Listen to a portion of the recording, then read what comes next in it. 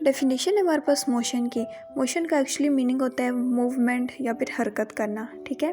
अगर हम देखें तो इस यूनिवर्स के जितने भी ऑब्जेक्ट्स हैं सारे के सारे मोशन में हैं।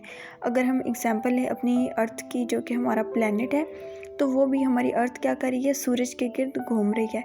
अगर वैसे हम कॉमन एग्जांपल देखें तो सड़क पर चलती हुई गाड़ियाँ, हवा में उड़ता हुआ जहाज़, ये सब हमारे पास मोशन की एग्जांपल्स हैं। जिस तरह कि मैंने आपको बताया, मोशन का मतलब होता है मूवमेंट। तो अगर कोई भी ऑब्जेक्ट मूव कर रहा तो हम कह सकते हैं कि ये मोशन में है। ओके जी, तो नेक्स्ट हम देखते हैं हमारे पास है रेस्ट।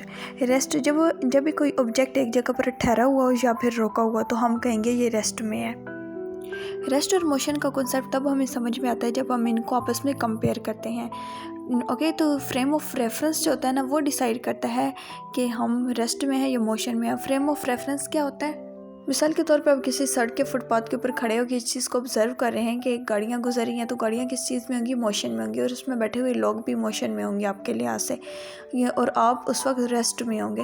ओके, जब आप खुद गाड़ी में बैठते हैं तो आप इस चीज़ को फील करते हैं कि अब आप रेस्ट में हैं या मोशन में। आपको समझ नहीं आती क्योंकि आप तो एक जगह पर बैठे हुए हैं और गाड़ी जो है वो मूव कर रही है, ठीक है। तो आप मोशन में होंगे या रेस्ट में होंगे। तो ये जो कॉन्सेप्ट होता है ना, ये हमारा डिसाइड करता है फ्रेम ऑफ रेफरेंस। तो जब आप सड़क के फुटपाथ पे खड़े थे तो उसके लिहाज से आपका जो फ्रेम ऑफ रेफरेंस था ना, वो आपका ग्राउंड था, ज़मीन थी। तो उसके लिहाज से आप रेस्ट में थे और गाड़ियाँ मोशन में थी। जब आप खुद गाड़ी में बैठे हैं तो आप गाड़ी, फ्रेम ऑफ रेफरेंस आपका क्या है, गाड़ी है, ठीक है।